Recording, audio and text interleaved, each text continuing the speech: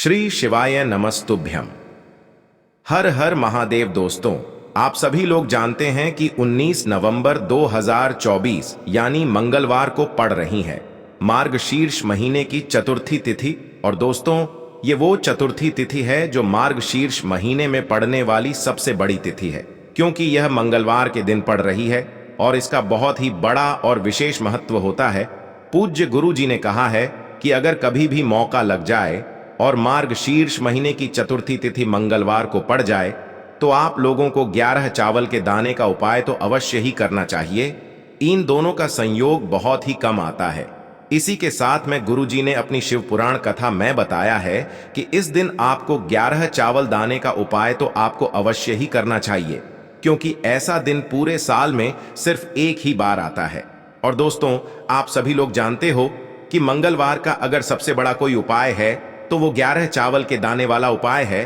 तो दोस्तों, इस मंगलवार के दिन आप लोगों को इस 11 चावल के दाने वाले उपाय को जरूर करना है। बहुत सारे लोग होंगे जिन लोगों ने इस उपाय को ना किया हो, मतलब पूरा साल निकल गया, उन्होंने किसी भी दिन इस 11 चावल के दाने वाले उपाय को ना किया हो। पर दोस्तों, आपके पास एक आखिरी मौका बचा हुआ है जो कि 19 नवंबर के दिन है। तो इस दिन आप लोगों को इस वाले उपाय को जरूर कर लेना है। भले ही आपने पूरे महीने भर इस उपाय को ना किया हो, पर अगर आपने इस मार्गशीर्ष महीने के मंगलवार चतुर्थी के दिन अगर इस वाले उपाय को कर लिया तो आपको इस उपाय को करने का वो फल मिलेगा जिसकी आपने कभी कल्पना भी नहीं करी होगी। इसीलिए आप लोग इस वाले उपाय को एक बार जरूर कर लेना है, ताकि आप लोगों के हाथ से यह मौका ना जा सके और आपको इस उपाय को करने का फल मिल सके। दोस्तों, यह उपाय पंडित जी ने अपनी अभी की ही श्री शिव महापुराण की कथा में बताया है। जिस उपाय को आज हम आपको बहुत अच्छे से समझाने वाले हैं। इस वीडियो को देखने के बाद इस उपाय को समझने के लिए आपको कोई और वीडियो को देखने की जरूरत नहीं पड़ेगी। तो चलिए दोस्तों, उपाय को शुरू करते हैं। देखिए, यह इस मार्गशीर्ष महीने की मंगलवार के दिन यह इतना खास होता है, इतना महत्वपूर्ण होता है। देखा गया है कभी कभी बड़े बड़े पूजा पाठ अनुष्ठान से जो मनोकामना पूर्ण नहीं होते, वो मार्गशीर्ष महीने के मंगलवार के दिन एक छोटे से उपाय करने से ही आपकी मनोकामना पूर्ण हो जाती है। और बहुत सारे लोगों ने इस उपाय को किया भी है और उनको इस उपाय को करने का फल भी जरूर मिला है। अगर आप लोग भी इस उपाय को करना चाहते हैं तो आप इस उपाय को पहले अच्छे से समझ लेना, सुन लेना, उसके बाद करना। आपको इस उपाय का फल जरूर मिलेगा। और इस उपाय को कर लेने से आपके घर में चाहे किसी भी प्रकार की दुख और समस्या क्यों ना चल रही हो, आपको उसका कारण भी नहीं पता है कि भाई यह समस्या किस कारण से चल रही है। उसका कुछ भी कारण हो सकता है, जैसे पितृदोष हो सकता है या किसी भी तरह का मंगल दोष भी हो सकता है। तो इस दिन आप लोगों को यह वाला उपाय कर लेना है। यह एक ऐसा उपाय है जिस उपाय को अगर किसी विशेष दिन पर किया जाए तो भाई उस विशेष दिन का जो है वह तो हमें मिलता ही मिलता है, पर हमने उस दिन पर इस उपाय को किया है तो हमें उससे भी बड़ा फल मिलता है। और फल बहुत जल्दी मिलता है, क्योंकि आप इस उपाय को बहुत ही बड़े और विशेष दिन पर कर रहे हो। तो चलिए अब उपाय के बारे में बात करते हैं, लेकिन उससे पहले आप लोगों को यह जानना आवश्यक है कि आखिर यह उपाय किस समय करना है, किसको करना है और कैसे करना है।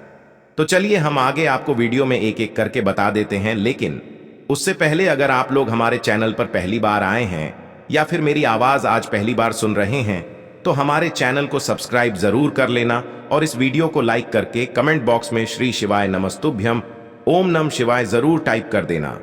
तो दोस्तों, इस 11 चावल के दाने वाले उपाय को हमें इस मंगलवार के दिन कैसे करना है, किसको करना है, किस समय करना है और कहां पर करना है, ये सारे सवालों के जवाब आपको इस वीडियो में मिल जाएंगे। और जो ये वीडियो देखेगा भाई, उसको 11 चावल के दाने वाला उपाय जरूर करना चाहिए, क्योंकि इस दिन एक चावल के दाने का भी बहुत ही बड़ा और विशेष महत्व होता है।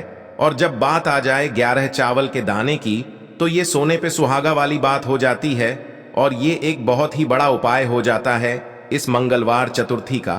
तो अब दोस्तों, इस 11 चावल के दाने वाले उपाय को आखिर करना किसको है, सबसे पहले हम लोग वो बात जान लेते हैं।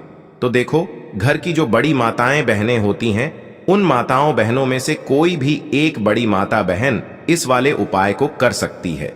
और दोस्तों, अगर आप चाहें तो अपने घर में से सभी सदस्यों को भी इस उपाय को करवा सकते हैं। अगर किसी व्यक्ति की खुद की कोई मनोकामना है, खुद की कोई दुख और परेशानी है जो कि वह अपने लिए ही करना चाहता है इस वाले उपाय को, तो वह खुद अपने लिए भी कर सकता है।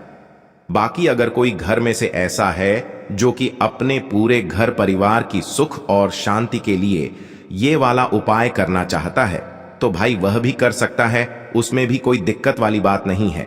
कहने का मतलब ये है कि इस उपाय को हर एक सदस्य भी कर सकता है और पूरे घर परिवार के सदस्य के लिए घर की बड़ी माताओं बहनों में से कोई एक माता बहन भी कर सकती है।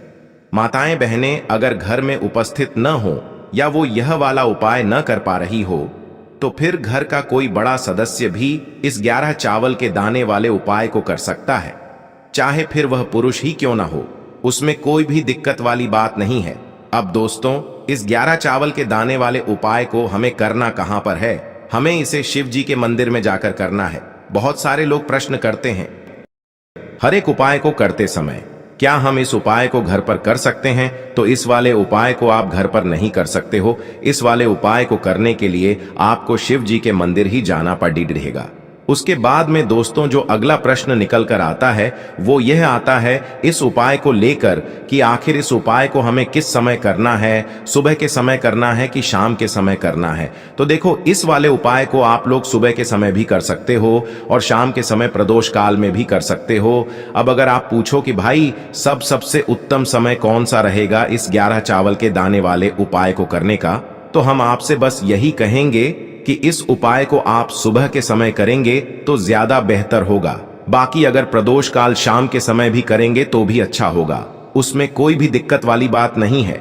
तो अब दोस्तों जो अगली सबसे बड़ी और महत्वपूर्ण बात आती है वो यह आती है कि सुबह अगर हम उपाय को करेंगे तो हमें कितने बजे से लेकर कितने बजे तक के बीच में करना है, और शाम के समय प्रदोष काल में करेंगे तो हमें कितने बजे से लेकर कितने बजे के बीच में करना है।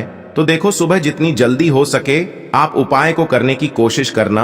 बाकी अगर किसी कारणवश लेट भी हो जाओ, थोड़ी देर भी हो जाए, तो 10 या 11 बजे तक भी आप उपाय कर लेना, पर 12 बजे से ज्यादा देरी न हो, ठीक है? इस बात का ध्यान रखना। उसके बाद में दोस्तों अगर शाम के समय प्रदोष काल की बात करें, प्रदोष काल का जो समय होता है वो शाम के 6 बजे से शुरू हो जाता है। मतलब शाम के 6 बजे से लेकर 7 बजे के बीच का जो समय होता है ये समय प्रदोष काल का समय होता है। पर अभी जो मौसम चल रहा है इस मौसम में जो है शाम बहुत देरी से होती है, तो आप इस उपाय को 7 या 8 बजे के बीच में भी कर सकते हो। मतलब शाम के 6 बजे से रात 8 बजे के बीच में आप कभी भी इस वाले उपाय को कर सकते हो, उसमें कोई भी दिक्कत वाली बात नहीं है। अब दोस्तों यहां पर इस उपाय को लेकर एक और सबसे बड़ी बात यह निकल कर आती है कि इस 11 चावल के दानों को हमें लेना कहां से होता है, और हमें इस उपाय को करने के साथ में क्या और कुछ भी सामग्री ऐसी होती है जो शिव जी के मंदिर लेकर जानी पड़ती है। तो देखो यहां पर हम आपको बता दें, सबसे पहले आप लोग ये जान लो कि यह जो 11 चावल के दाने वाला उपाय है, सिर्फ और सिर्फ आप उपाय की सामग्री लेकर कभी भी शिव जी के मंदिर मत जाना, क्योंकि हमें भगवान के सामने यह नहीं दर्शाना है कि अगर हम भगवान शिव जी के मंदिर आए हैं तो अपने फायदे के लिए आए हैं। तो इसलिए जो भी पूजन सामग्री है उपाय सामग्री है, 11 चावल के दाने, इसके साथ में आपको पूजन सामग्री भी जरूर लेकर जाना है। देखो, अगर सुबह के समय उपाय कर रहे हो तो सीधी सी बात है, 1 लोटा जल तो आप लेकर जाओगे ही जाओगे। वही 1 लोटा जल अगर मिट्टी का जल हो तो बहुत अच्छा रहेगा। मिट्टी का जल कैसे बनाया जाता है इसके लिए हमने पहले से बहुत सारी वीडियोस बना दी है। आपके पास इस दिन एक आखिरी मौका रहेगा मिट्टी का जल शिव जी पर चढ़ाने का और उपाय को करने का। बहुत बड़ा आपको इस दिन फल मिलेगा, तो इसलिए इस दिन हो सके तो भाई मिट्टी का जल चढ़ाना, तो अपने साथ में कम से कम 1 लोटा जल तो आपको लेकर जाना ही जाना है। अगर मिट्टी का जल नहीं है तो घर का जल भी आप इस्तेमाल कर सकते हो। इसके अलावा जो भी पूजन सामग्री है, देखो 11 चावल के दाने ये अलग आपके रहेंगे और जो आपकी पूजन सामग्री रहेगी वो अलग रहेगी। पूजन सामग्री में आप जो भी चीज लेकर जाना चाहे वो लेकर जा सकते हैं, उसमें कोई भी दिक्कत वाली बात नहीं है। वहीं अगर हम बात करें शाम के समय की, तो शाम के समय शिव जी पर जल नहीं चढ़ता है। इसीलिए शाम के समय आप लोग एक दीपक तैयार कर लें जो कि गोल बत्ती का आटे का शुद्ध देसी गाय का घी का होगा, है ना। इस बात का आप लोगों को ध्यान रखना है और इस दीपक को आपको घर से जलाकर नहीं लेकर जाना है, भगवान शिव जी के मंदिर में जाकर ही जलाना है। इस बात का भी आप लोगों को ध्यान रखना है। अब दोस्तों यहां पर हमें इस बात को समझना है कि यह 11 चावल के दाने हमें लेना कहां से है। क्या हमें दुकान से लेकर आना है या हमें अपने घर से लेना है या कहां से लेकर आना है और कौन से चावल लेना है, क्योंकि चावल भी बहुत प्रकार के होते हैं। तो देखो इन सभी सवालों के जवाब आप लोग एक बात में सुन लो कि भाई ये जो उपाय है, इस उपाय में आपको ये नहीं देखना है कि भाई कौन से चावल है कौन से चावल नहीं है। बस जो भी चावल ले रहे हो वो चावल का दाना सबूत होना चाहिए, मतलब साबुत होना चाहिए, टूटा हुआ नहीं होना चाहिए, कटा पिटा नहीं होना चाहिए। ये बात आपको ध्यान रखना है। बाकी आपका चावल बासमती हो या सादा चावल हो या कोई सा भी चावल हो, उसमें कोई भी दिक्कत वाली बात नहीं है।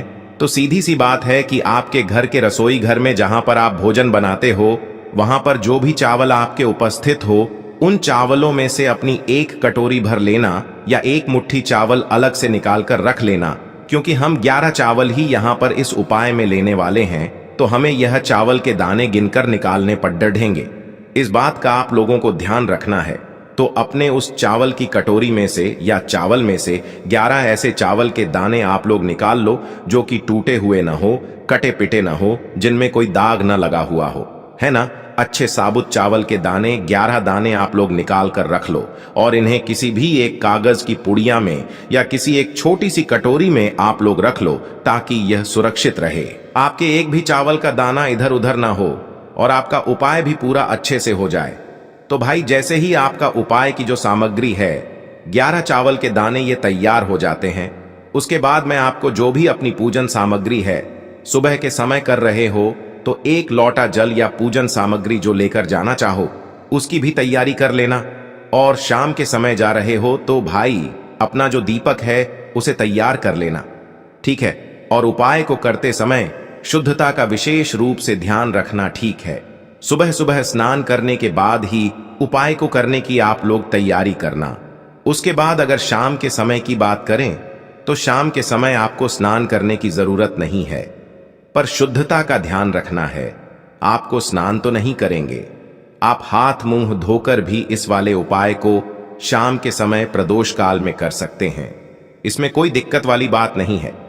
तो आप अपने उपाय की पूरी सामग्री तैयार करके आपके पास ही में जो आपका शिव मंदिर हो वहां पर पहुंच जाइए। सबसे पहले शिव मंदिर में जाकर आप लोगों को उपाय नहीं करना है, पहले भगवान के दर्शन करना है, भगवान से आशीर्वाद प्राप्त करना है, फिर शिव जी की शिवलिंग के पास में आना है।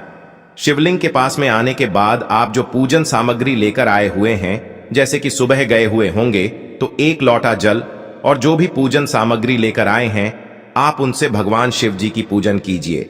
सबसे पहले तो एक लोटा जल ही चढ़ेगा, उसके बाद में आपकी पूजन सामग्री चढ़ेगी। उसके बाद में अगर दोस्तों शाम के समय अगर आप इस उपाय को कर रहे हो तो अपने साथ में कम से कम एक जो दीपक है गोल बाती का जो आप अपने साथ में लेकर गए हो, उस दीपक को मंदिर में जाकर अपनी माचिस से जलाना है और उस दीपक को शिवलिंग के पास में रखना है, ठीक है। इस दीपक को रखने के बाद ही आप लोगों को अपना ये वाला उपाय शुरू करना है। और दीपक को ज्यादा पास में मत रखना, वैसे भी गर्मी पड़ रही है, भगवान शिव जी को आंच नहीं लगनी चाहिए, है ना।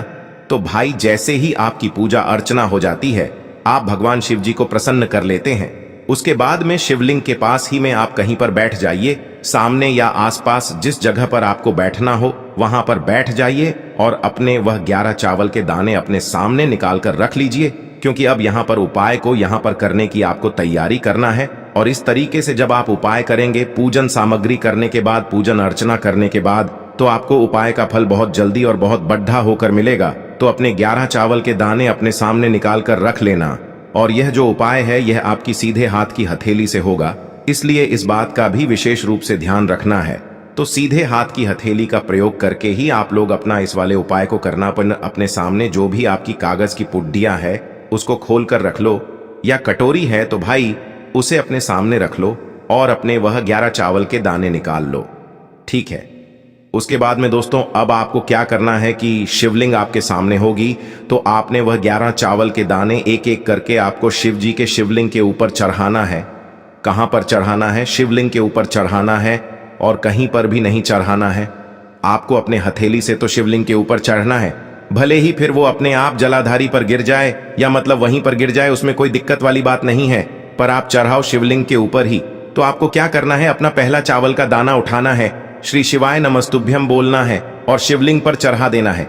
इसी तरीके से दूसरा चावल का दाना उठा है, शिवलिंग पर चढ़ाना है और मंत्र बोल देना है। और फिर तीसरा चावल का दाना उठाना है, श्री शिवाय नमस्तुभ्यम बोलना है और चढ़ा देना है। इसी प्रकार से आपको पूरे 11 चावल के दाने एक एक करके शिव जी के शिवलिंग के ऊपर चढ़ाना है और भगवान से प्रार्थना करते जाना है। मतलब प्रार्थना तो आपको आखिरी में करना है, पर हर एक चावल के दाने को चढ़ाते समय श्री शिवाय नमस्तुभ्यम जरूर बोलना है। उसके बाद ही में यह चावल का दाना शिवलिंग के ऊपर आपको चढ़ाना है। जैसे ही आपके 11 चावल के दाने शिवलिंग के ऊपर चढ़ जाते हैं, तो भाई उसके बाद में आपको क्या करना है, भगवान से अपनी मनोकामना बोलना है। मनोकामना भी कब बोलना है? जब आपका 11 चावल का दाना आपके सीधे हाथ की हथेली में हो और आप उसे चढ़ाने के लिए जा रहे हो। श्री शिवाय नमस्तुभ्यम बोलकर उस आखिरी चावल के दाने को शिवलिंग के ऊपर चढ़ा देना और भगवान से फिर अपनी वह मनोकामना बोल देना, जिस मनोकामना के लिए आप लोग अपना यह वाला उपाय कर रहे हो, जिस भी दुख और परेशानी के लिए आप लोग अपना यह वाला उपाय कर रहे हो। उसके बाद में जैसे ही आप अपनी मनोकामना बोल देते हो, आपका यह वाला उपाय पूरा हो जाता है।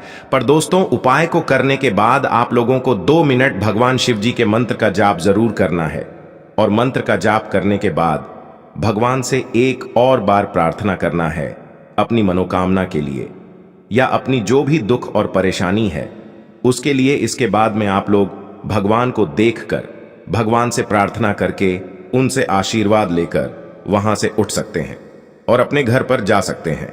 बस दोस्तों, यहां पर यह वाला उपाय पूरा हो जाता है। इस तरीके से जो भी व्यक्ति छोटी छोटी चीजों का ध्यान रखते हुए इस 11 चावल के दाने वाले उपाय को करेगा, निश्चित सी बात है उसे उसकी मनोकामना जल्द ही पूर्ण होगी और जो भी दुख और परेशानी है वो भी बहुत ही जल्दी दूर होंगे। और दोस्तों, अगर आपको हमारी ये वीडियो पसंद आई हो तो हमारे इस वीडियो को लाइक और चैनल को सब्सक्राइब जरूर करें।